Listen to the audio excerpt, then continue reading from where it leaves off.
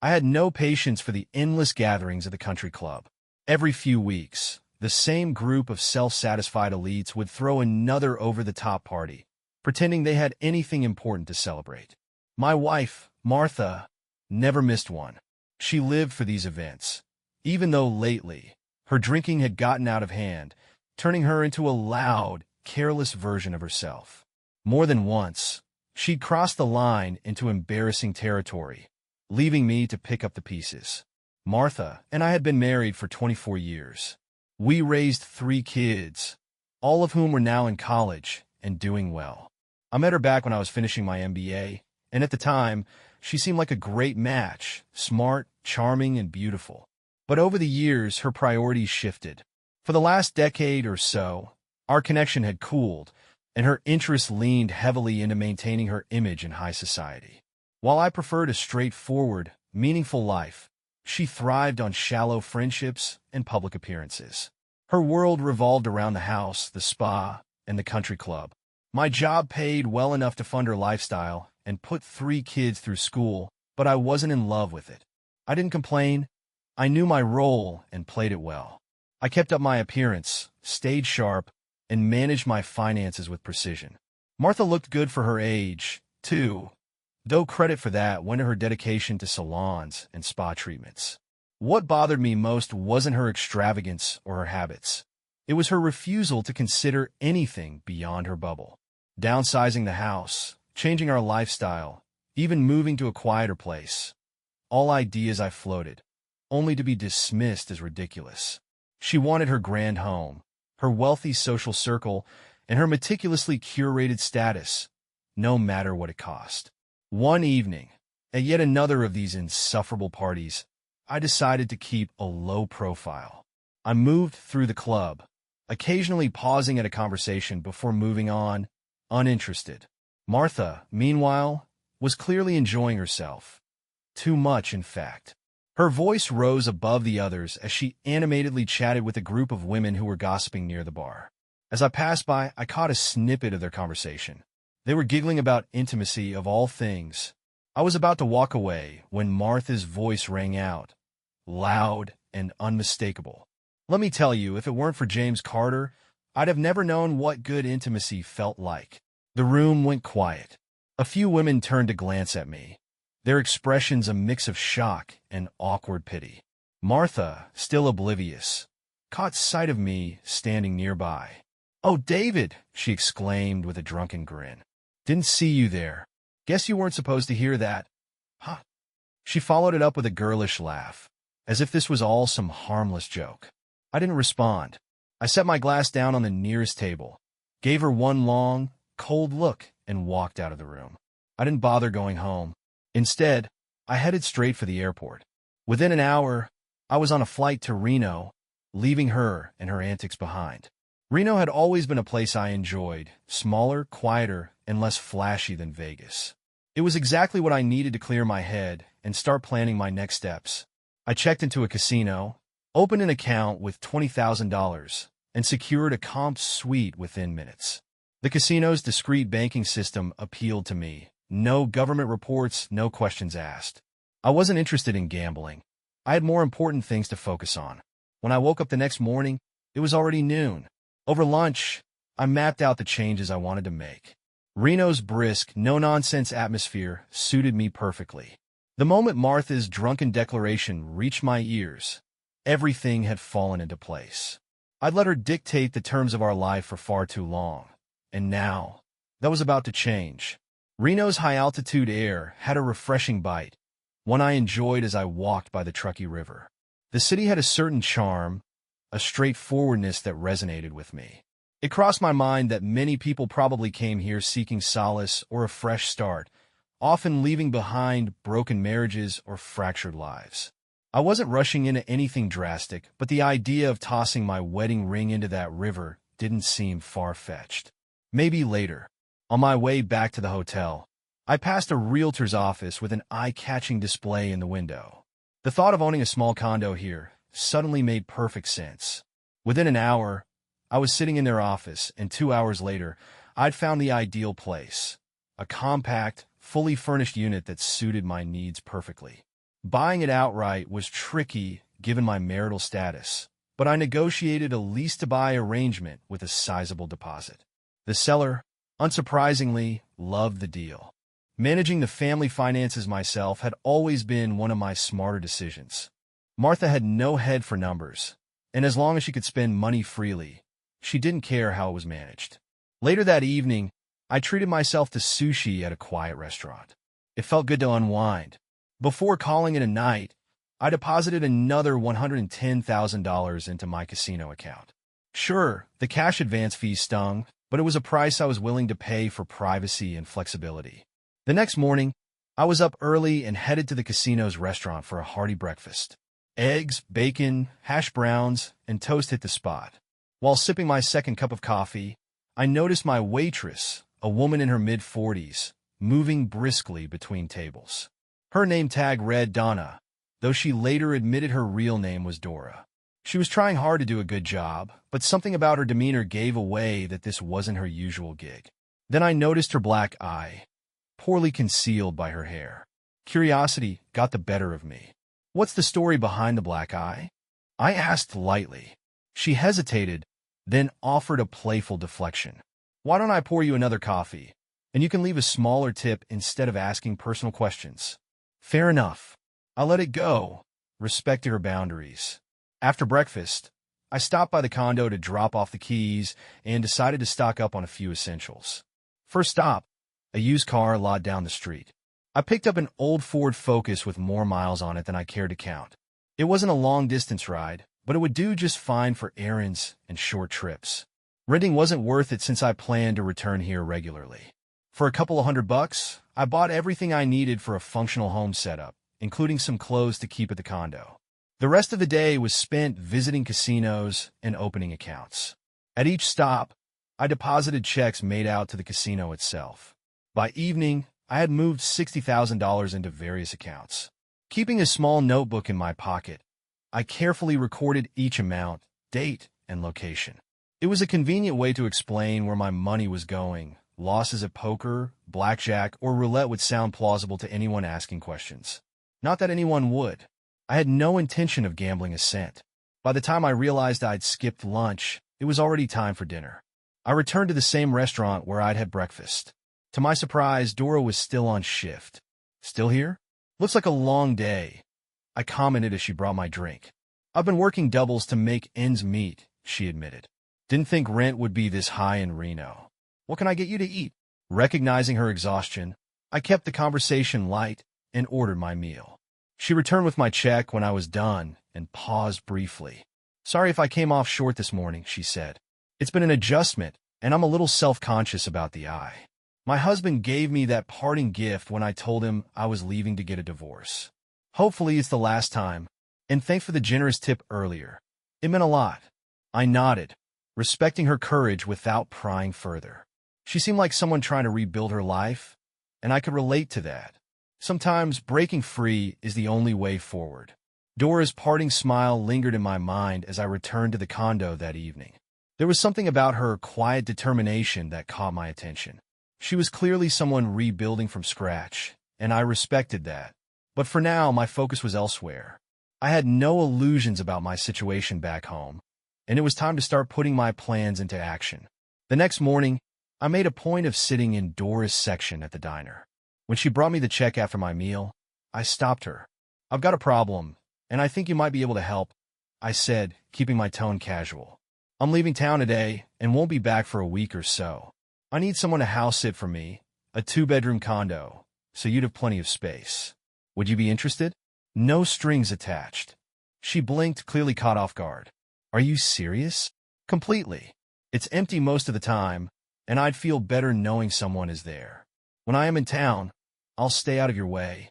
You'll have the place to yourself 90% of the time." Dora hesitated, suspicion flickering in her expression. I didn't blame her.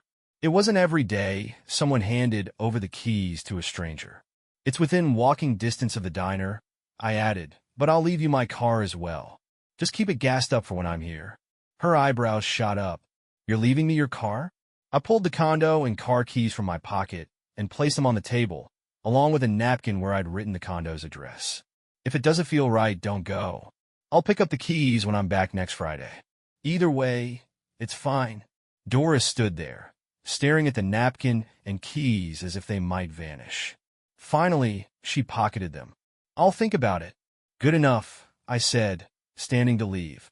An hour later, I was on my flight home. I had no regrets leaving Reno behind for the moment. I'd made progress. After landing, I retrieved my car from the long-term lot and swung by the house. Martha's car was gone, which suited me perfectly. I parked, walked inside, and packed what I needed: clothes, shoes, my laptop, and a few personal documents, including my passport and birth certificate. In less than 10 minutes, I was out the door. The company I worked for owned several small kitchenette-style units for employees who needed temporary accommodations. My position allowed me to reserve one as needed, so I secured a unit for the next 2 weeks.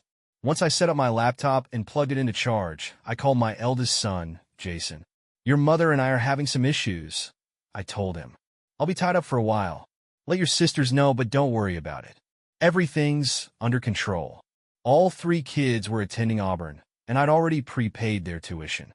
It wasn't cheap, but it was manageable with the right planning. After hanging up, I tossed my phone on the charger and hit the shower.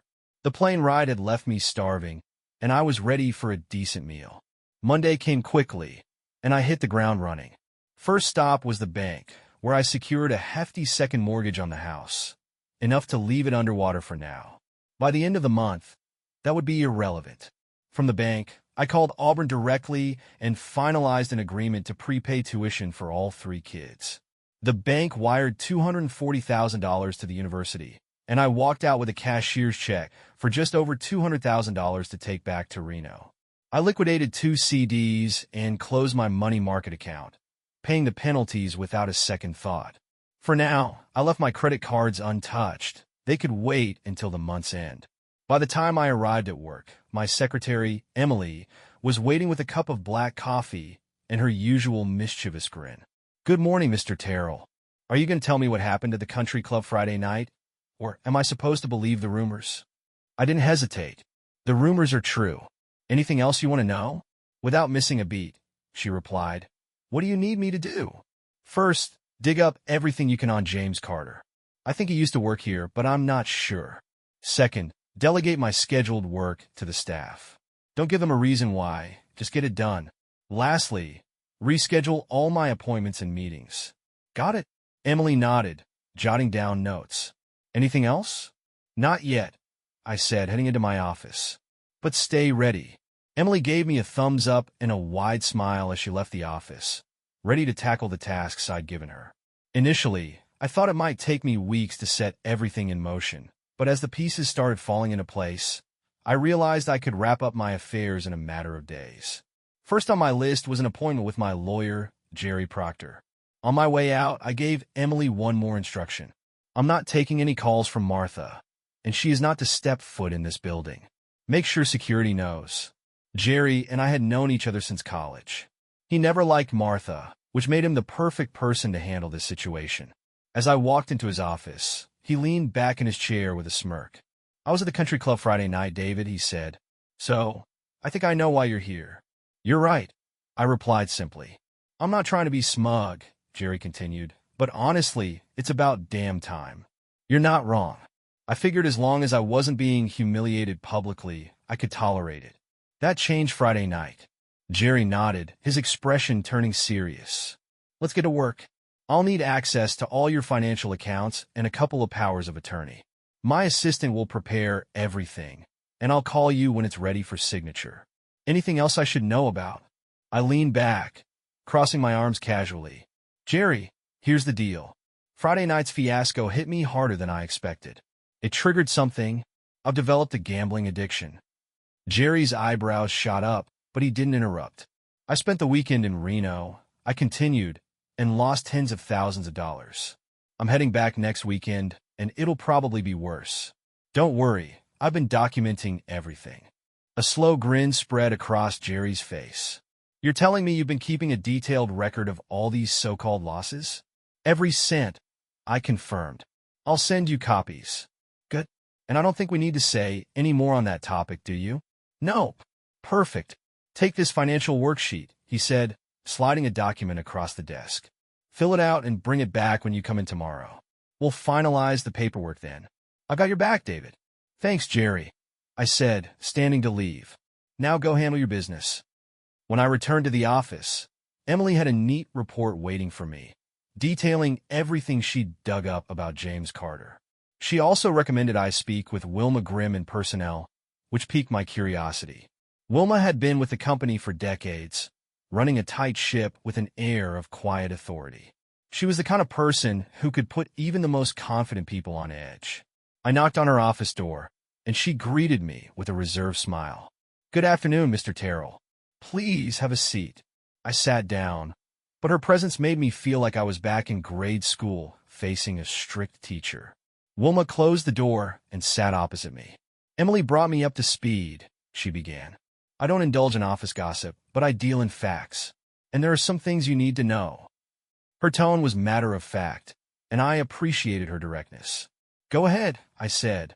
3.5 years ago, your wife, Martha, approached James Carter at a company event. It was late, and everyone had been drinking heavily. That night, the two of them were intimate in one of the private offices. I didn't flinch. Go on. James was engaged at the time, set to be married the following month. When he tried to end things, Martha threatened to tell his fiancée unless he continued the affair. He hoped she would stop after his wedding, but she didn't. For months, she pressured him, using the same threats. In desperation, he came to me for help. He told me everything. Wilma's composure didn't waver, but her voice softened slightly. Naturally, I couldn't tell you or anyone else. The best solution I could offer was to transfer James to another office, which I did. He relocated to Dallas, and your wife left him alone after that. I processed her words for a moment, keeping my expression neutral. Any idea if James ever told his wife? No, and to my knowledge, Martha hasn't contacted him since. He's tried to put it all behind him. Thank you, Wilma, I said. It sounds like James was as much a victim as I was in all this. Wilma nodded. If you have no further questions, I'll let you get back to your day. I stood, extending my hand. I appreciate your honesty. She shook my hand firmly. Good luck, Mr. Terrell. Back in my office, I reviewed everything Emily and Wilma had shared. Retribution against James was no longer on the table. He had clearly suffered enough. Martha's betrayal was a different matter entirely, and I had no intention of letting her walk away from it unscathed. The next phase of my plan was already taking shape. Feeling a bit foolish after my meeting with Wilma Grimm, I decided to take her advice to heart. Do yourself a favor, Mr. Terrell, she'd said. You know you have the upper hand now, so let it die. Todd Mitchell is a good employee and an asset to the company. Don't destroy him over something your wife did. She was right. Todd had endured enough. Being pressured into an affair with Martha was punishment enough for any man. As we wrapped up, Wilma gave a small, unexpected smile. By the way, it's not Miss Grimm, it's Mrs. Grimm. Been married 32 years. It was hard to imagine Wilma, always so stern and composed, in a more relaxed or intimate setting.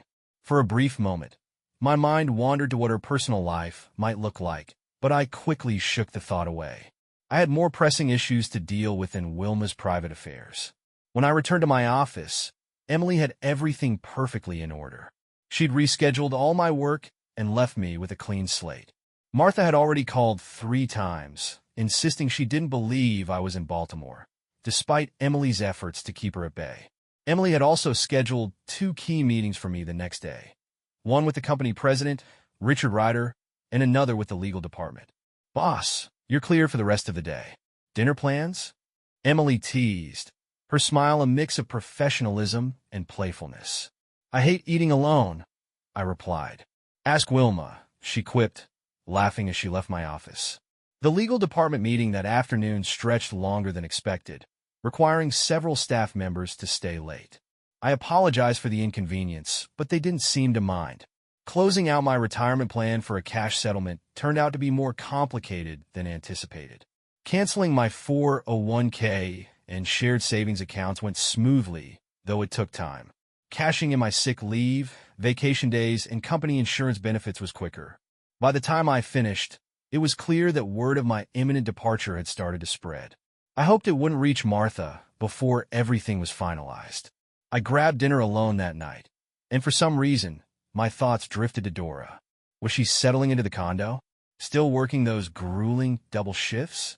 It felt a little ridiculous to care so much about someone I barely knew, so I pushed the thoughts aside. The next morning, I moved quickly, cashing in 2 whole life insurance policies and canceling 2 term policies. The cash value of the whole life policies surprised me, and I made arrangements to pick up the checks the following morning. While I was at it, I canceled the insurance on Martha's Lexus. It was leased in her name, but I had been footing the bill. Before heading into the office, I stopped by Jerry's office to drop off the financial worksheet he'd requested and sign a stack of documents. "This is moving fast," Jerry remarked as I signed the last page. "That's the idea," I replied. Emily had coffee waiting for me when I arrived back at the office. She was her usual efficient self, but there was a hint of amusement in her tone when she said, "Boss, you might want to talk to Calvin Bostic in settlements before your meeting with Richard Ryder." The settlements division, tucked away in the basement, was a stark contrast to the rest of the office. When I found Calvin, he motioned for me to join him in a quiet corner. "I don't want to spread rumors," Calvin began, his voice low. "But Emily thought you should know something." "Go ahead," I said. "About 6 years ago, we had a guy here named Raymond Upright. Decent worker, married with 2 kids. He got tangled up with your wife after an office party. She kept calling him at work and at home. When he tried to end it, she threatened to tell his wife. The idiot called her bluff, and 2 days later, his wife kicked him out. He started drinking, lost his job, and disappeared. I don't know where he is now." I stayed silent, letting Calvin continue. "Word is, Ray's wife threatened to tell you about the affair, but Martha paid her $10,000 to keep quiet.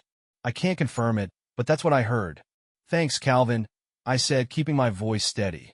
"I appreciate the heads up." He gave me a small nod. "You're doing the right thing, Mr. Terrell." My meeting with Richard Ryder was straightforward. As the company president, he handled things with precision. The legal, payroll, and personnel departments were already working on my departure. Ryder handed me a card with his personal number on the back. "When the dust settles, call me from wherever you are," he said simply. There were no promises, no drama, and no unnecessary words. I nodded and left without saying a word. Back in my office, Emily was all smiles. "Your flight to Reno is booked for Thursday morning with a layover in Dallas," she said. Glancing out the window, she added, "You might want to see this. Martha's down in the parking lot arguing with the security guards. She's been at it for 20 minutes. I looked out and saw Martha gesturing wildly, her frustration evident. "Looks like the guards have it under control," I said. "No need for me to get involved." "Anything else, boss?" Emily asked. "Yeah, find someone to have dinner with tonight. I hate eating alone." Later that evening, I called Jerry to let him know I was moving things forward. "I'm flying out tonight," I told him. "Serve the papers whenever you're ready." "Will do," Jerry replied. "Be careful, David. You don't need any extra complications." By the end of the week, I tied up all loose ends. With every bank account closed, every utility canceled, and every financial asset converted to cash, I was ready to leave. The house was officially Martha's problem now. Air Blue accommodated an earlier flight, and by the time I boarded the plane, I was ready to start fresh in Reno. The next chapter was waiting, and I intended to write it on my terms. "Don't worry, Jerry. I trust you to handle it," I said as we wrapped up our call. "Do what you can for me, but keep the expenses reasonable. I'll be broke soon, remember? And one more thing. See if you can track down Raymond Upright. If he's still out there and needs help, I want to be the one to offer it." "Got it, David," Jerry replied. "Safe flight. Keep in touch." Before boarding my flight, I called the condo and left a message for Dora. I let her know I'd be arriving later that night, just in case she was there, so she wouldn't be alarmed. Truth be told, I didn't even know if she'd moved in yet. The thought of her waiting at the condo filled me with a strange kind of hope. Friendship was all I was looking for, but her vulnerability and strength were hard to ignore. I didn't want to seem like I was taking advantage of her situation, though. She deserved respect, not more complications. I had a relaxed breakfast during my layover in Dallas, then made my way to Todd Mitchell's office. He didn't look thrilled to see me. "Mr. Terrell," he said curtly. I'd like to say it's nice to see you, but I'd be lying. I think we both know that. Relax, Todd, I replied, keeping my tone calm. I'm not here to make your life difficult. I just wanted to clear the air. You could have done that over the phone, he said, suspicion lingering in his voice. I know, but I was passing through, and I felt it was worth the time to do this in person. Todd sighed. Why are you doing this? I'm the one who screwed up. I should be apologizing to you, not the other way around. What happened was my mistake, plain and simple. I was young and stupid, and I've been ashamed of it ever since. To this day, I haven't told my wife. Look, Todd, I said firmly, you bear some responsibility, sure, but the real problem wasn't you. It was Martha. She created this mess, and it's affected both of us. You made a mistake, but I don't see any reason for you to carry the guilt for the rest of your life. He stared at me, visibly unsure of how to respond. That's generous of you, he said eventually. I don't know what to say. You don't have to say anything, I replied, handing him one of Jerry's business cards. Give my lawyer a call later today. He might ask you for a notarized statement confirming the affair, but I promise it won't get back to your wife. If he doesn't need anything, consider this a closed chapter. We shook hands. It felt strange, shaking hands with one of the men who had been part of my wife's betrayal, but it felt like the right thing to do. Todd was a decent man who had made a bad decision, and I wasn't going to let that decision ruin his life. Hours later, I was back on a plane to Reno. My thoughts wandered to what had gone wrong in my marriage. I had worked hard to provide for Martha and our kids, ensuring they had everything they needed. But somewhere along the way, I'd lost sight of her. I wasn't naive enough to take all the blame, though. Martha's blatant disregard for discretion and her deliberate attempts to humiliate me were inexcusable. Her behavior had forced my hand, and I wasn't going to let her walk away unscathed. When I landed at Reno International, I was pleasantly surprised to see Dora waiting at baggage claim. She wore jeans and a light blue Oxford shirt, a far cry from the diner uniform I was used to seeing her in. I hadn't expected her to pick me up when I left the message. I'd simply wanted her to know I was arriving. Good evening, Dora, I said, smiling. I wasn't expecting you. She shrugged, her expression warm but reserved. I figured since I had your car, it was the least I could do. You're not working tonight? I asked. No, she replied. I was able to cut back on shifts thanks to your generous offer. Oh, I raised an eyebrow. Dora gave a small, self-conscious laugh. It's nice to have some breathing room for once. Well, thank you for coming out, I said as we walked to the car. It's good to see you. The moment felt strangely comfortable, as if I were reconnecting with an old friend rather than someone I barely knew. Whatever was ahead, I felt ready to face it. I wasn't being generous, I said with a smirk as we walked toward the car. I was just trying to figure out a way to spend more time with you. Dora raised an eyebrow, her lips curving into a faint smile. And just what are you planning to do with me when you get me alone? I chuckled, pulling my bags off the luggage carousel. Honestly, I haven't thought that far ahead. Any suggestions? Dora's cheeks turned a faint shade of pink, and I decided to ease up before I pushed too far. Her playful tone was a good sign, but I didn't want to scare her away. 30 minutes later, we arrived at the condo. Dora had made small changes to the place. Simple touches like rearranging furniture and adding a few decorative items. It made the space feel warm and inviting, far better than the sterile vibe it had when I first saw it. Looks great in here, I said, taking in the updates. Thanks for sprucing it up and for picking me up at the airport. Dinner's on me tonight. We went out for prime rib at a cozy spot Dora recommended. She seemed to enjoy the wine more than the steak, relaxing as the evening went on. Conversation flowed easily, even when we touched on heavier topics. How's the divorce coming along? I asked, curious. Not worth a damn, she said with a sigh. I still have 3 weeks to go before I can even file. You need 6 weeks to establish residency, and I'm only halfway there. Everyone told me it would be a breeze, but it's been anything but. Honestly, I think I would have been better off handling it back home. Why didn't you? I asked. Dora swirled her wine glass, staring at it thoughtfully. Getting away from Tony was more important than the divorce. That piece of paper won't stop him from hitting me again. I used the divorce as an excuse to leave, but the truth is I just needed to escape. Her honesty hit me harder than I expected. Makes sense, I said after a moment. The important thing is that you left. That took guts. Thanks, she said, managing a small smile. I realized how much her words mirrored my own situation. At first, divorcing Martha had seemed like the only goal, but now, I wasn't so sure. All I really wanted was to ensure she didn't profit from the marriage. Whether I remarried or not didn't matter to me. I had no plans for that kind of life again. The rest of the evening was spent on lighter topics, hobbies, movies, books. Dora mentioned she didn't have children, but I didn't pry into why. When we returned to the condo, we retreated to our separate bedrooms. The arrangement felt natural, and I appreciated the quiet understanding between us. The next morning, Dora had already left for work by the time I got up. She'd brewed fresh coffee, which was all I needed to get started. After a quick shower, I called Jerry. "Good morning, Jerry. How's my favorite lawyer doing?" Jerry sighed on the other end of the line. "Not great, David. I've got bad news, and you're not going to like it." "Fantastic," I muttered. "What the hell happened now?" Martha stirred up trouble. She's found out about the accounts and other stuff. She called the police and got a restraining order. Your accounts are frozen, even though they're empty. You're banned from contacting her, the house, or even your kids, even though they're adults. On top of that, she's filed complaints with the SEC and IRS about your 401k and retirement accounts. I took a deep breath, gripping the phone tighter. "Jerry, are you saying you're dropping me?" "Exactly. I won't risk my career for this. If the police or the feds ask me where you are, I have to cooperate. I'm sorry, but you're on your own now."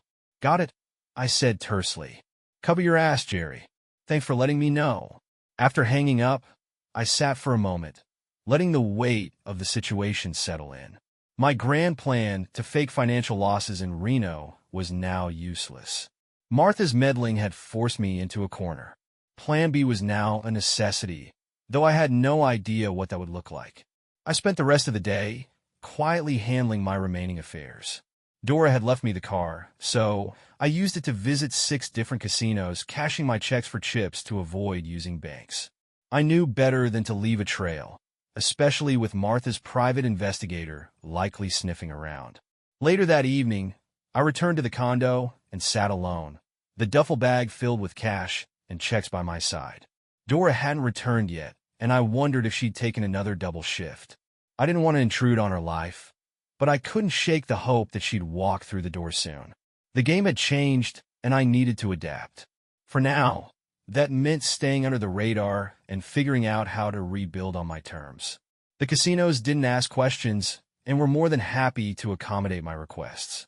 By the end of the morning, I had all my money deposited at several locations and a bag full of chips and cash. After a quick lunch, I began making withdrawals.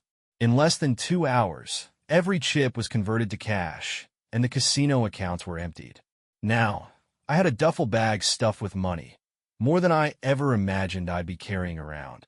The transactions had gone smoothly, and there was nothing to suggest anyone was suspicious of me. Feeling a bit more secure, I drove to Carson City and rented a safety deposit box at a quiet, out-of-the-way bank. I stashed everything except $5,000 for walking around money. With my cash safe and hidden, I finally felt a sense of relief. I headed back to Reno, eager to unwind and celebrate the day's success with Dora. However, the moment I stepped into the condo, I knew something was wrong. The atmosphere felt off, and I found Dora frantically trying to tidy up the chaos that had clearly been left behind. She glanced up, immediately raising a hand to cover part of her face. "I'm sorry, Robert," she said, her voice trembling. "It's my fault. I didn't know he was following me until I got inside." I gently pulled her hand away to get a better look. Dora's face was bruised, a swollen eye, a fat lip, and a bluish mark that covered the side of her face. "Was it Tony?" I asked, my voice low and steady. She nodded. "He brought his 2 brothers. They're out looking for you now. Tony told me not to leave the condo." "Where are they searching?" I asked, already piecing together our next move. "I gave them the names of 3 casinos," she admitted, her voice full of guilt. "They don't even know what you look like. They're just not thinking clearly." We couldn't stay. Calling the cops wasn't an option.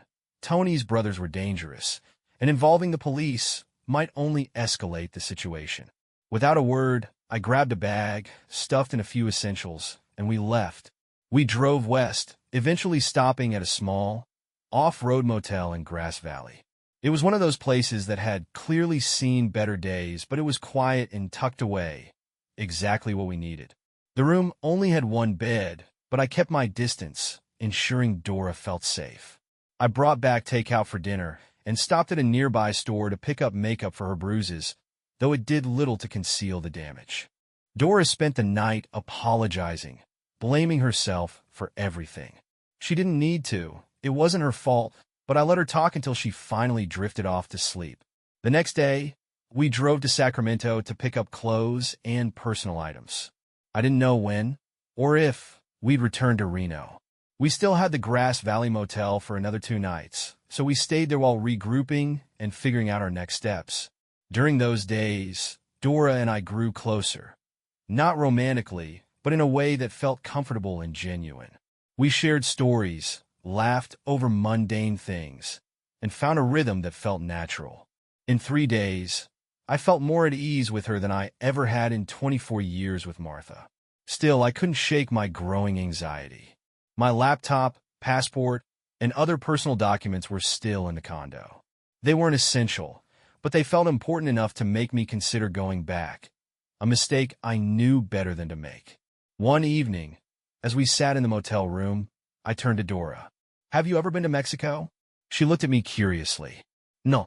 Are we going to Mexico?" "I don't know yet," I admitted. "But if things go south, I might need you to do something for me." "What do you mean?" she asked, frowning slightly. "I don't want you getting caught up in this mess," I said. "If something happens to me, I want you to take the money I've stashed and leave. Go to Guadalajara. Use whatever you need to get by." Dora looked at me with a mix of concern and confusion. "Robert, you don't owe me anything.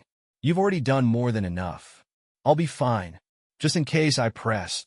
If something happens, go to the Libertad Market for coffee every morning. I'll find you there." "Why don't we both go now?" she asked, her tone growing firm. "Not yet," I said, brushing off the question. I didn't want to explain everything just yet, but I also didn't want to leave her behind. 2 hours later, we were back in Carson City. I added Dora's name to the access list for the safety deposit box and handed her a key. It was a small gesture, but it gave me some peace of mind. Returning to Reno, I parked half a block from the condo, scanning the area for anything unusual. "Wait here," I told Dora. "I'll check to make sure everything's clear." "What kind of problem are you expecting?" she asked, worry creeping into her voice. "I have no idea," I replied honestly. "But with the way things are going, anything's possible." And I was right. As I walked through the parking area, a voice called out, "Robert Terrell, turn around." I stopped and turned, facing a wiry man wearing a long leather coat. In his hand was a sleek black automatic pistol. "Do I know you?" I asked, keeping my voice steady. The man smirked. "My name is Ilo. Your wife sent me." "Okay," I said evenly. "What can I do for you?" "I need your wedding ring and your wallet," he said, his smile widening. "I have to make this look like a robbery." "Make what look like a robbery?" I asked, though I already knew the answer. "Your wife hired me to kill you, Mr. Terrell," he said almost cheerfully. I raised an eyebrow. "I hope she paid you up front." "She doesn't have any money." "What do you mean?" he asked, his expression faltering. Before I could respond, a loud voice boomed from across the parking lot. "Bobby Terrell, we want to talk to you." I turned to see Tony and his 2 brothers, all wearing long leather coats and looking far more menacing than Ilo. The interruption caught Ilo off guard, and he turned to face them, gun in hand. Within seconds, all 3 of Tony's men were reaching into their coats. I dove behind a concrete barrier as shots rang out, echoing through the garage. Peering out, I saw Dora speeding down the street in the car, leaving me behind. Across the road, 2 men in suits stepped out of a black SUV. Feds, without a doubt. I didn't stick around to see how it ended. 3 groups were after me for different reasons, and none of them were friendly. It was time to disappear. I kept a low profile for weeks, moving from one small motel to another, trying to piece together how everything had spiraled so far out of control. When I finally mustered the courage to reach out to Jerry, I hoped for good news. "Jerry, it's Robert," I said after he answered. "Where the hell are you?" he shot back. "I've been waiting to hear from you." "None of your business," I replied curtly. "The last time we spoke, I was dodging hired guns, ex-wives, and feds. Am I still a wanted man?" Jerry sighed. "Most of the heat's cooled down. The IRS still wants a piece of your 401k, but other than that, things are relatively calm." "Oh, and Sandra?" "She's in jail." I froze. "What do you mean, Sandra's in jail?" Jerry chuckled darkly. "I thought you know by now. Ever hear of a guy named Lester Ilo?" "Yeah," I said slowly. "I met him. He was trying to kill me before Tony and his brothers interrupted. I managed to slip away in the chaos. Well, after Ilo got shot up in Reno, he started singing like a bird to the cops. Turns out Sandra stiffed him on the $110,000 she promised to pay for the hit, and he wasn't happy about it. He ratted her out, and the cops bought his story. They arrested her and denied bail. She's cooling her heels in jail, waiting for her trial." I couldn't help but laugh. I'd feel sorry for her if she hadn't tried to have me killed. "Her parents are scrambling to raise bail, but it doesn't look good," Jerry added. "Do you want me to restart the divorce proceedings? I think we have some pretty solid grounds this time." "Go ahead," I said. "It'd be nice to have it finalized, but honestly, I don't care much anymore. Use whatever paperwork we already filed. Keep it clean and simple." Jerry paused. "By the way, your kids came home when Sandra got arrested. They were concerned at first, but once they learned the details, they lost interest fast. They want you to call them, though. Let them know you're okay. I'll get in touch with them soon," I promised. "How'd the money laundering scheme work out?" Jerry asked, his tone almost teasing. "Not worth a damn," I admitted. "I lost control of it and lost track of Dora. I'll look into it next week." "Keep me updated, buddy," Jerry said. "Oh, one last thing. Sandra never said why she wanted you dead, but I assume it was for the insurance money. She probably didn't know you canceled it. After the call, I checked in with my kids. They were relieved to hear from me, and we kept the conversation light. They asked about what had happened between Sandra and me, but I couldn't bring myself to go into detail. That story could wait. I borrowed a car and drove to Carson City to check on the safety deposit box. When I opened it, I found it completely empty. Dora hadn't left so much as a note. I couldn't complain. After all, I'd given her access. Still, I couldn't help but wonder where she'd gone. Did she head to Guadalajara like I'd suggested? Or had she disappeared somewhere else entirely? Determined to find her, I searched for a way to get to Mexico. In my San Francisco neighborhood, I found several travel agencies specializing in group tours. After a bit of searching, I snagged a last-minute cancellation on a tour heading to Guadalajara. It was the first time in my life I'd had to scrape together money for something, but I managed. The trip wasn't expensive, and I felt a strange comfort knowing that a few of my co-workers from the restaurant were on the same tour. Once in Guadalajara, I headed straight to the Libertad market. It was far larger than I'd imagined. Overwhelming, really. I spent 2 days wandering the maze of stalls, waiting for some sign of Dora. By the third day, I was ready to give up. "About time, Robert," a familiar voice said behind me. "Where the hell have you been?" I turned to see Dora standing there, hands on her hips, wearing a wide-brimmed straw hat with a red band. Relief washed over me. "Say something, damn it," she demanded. "I've been going, that's not knowing if you were even alive." I didn't say a word.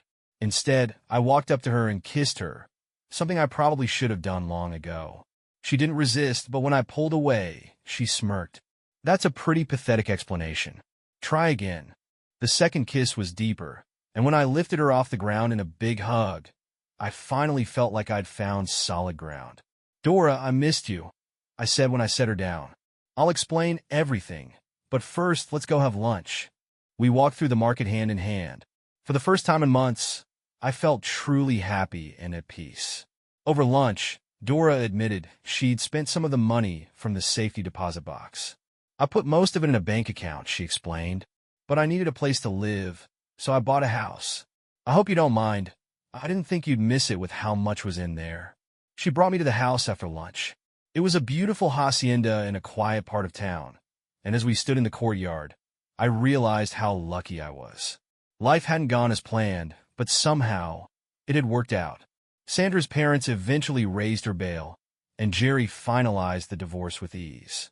Sandra's trial ended with a conviction: 5 to 8 years in prison for conspiracy to commit murder. Jerry also tracked down Ray Upright. Though Ray was sober, he wasn't doing well. For $2,400, I bought him a hot dog card, and he seemed genuinely grateful. The IRS settled for $4,000, and Ilo was locked up in Nevada alongside Tony and his brothers. With my old job and a promotion waiting back in the States, I was free to rebuild my life. Dora and I planned to marry once her Mexican divorce was finalized, and the kids would join us in Guadalajara for the ceremony during spring break. The hacienda would become a vacation home, but for now, it was a sanctuary. Dora had one unusual request. She wanted to meet Sandra. I wasn't sure why, but I agreed. It would certainly be interesting. For the first time in a long while, I felt optimistic. Life had taken unexpected turns, but I was finally moving forward.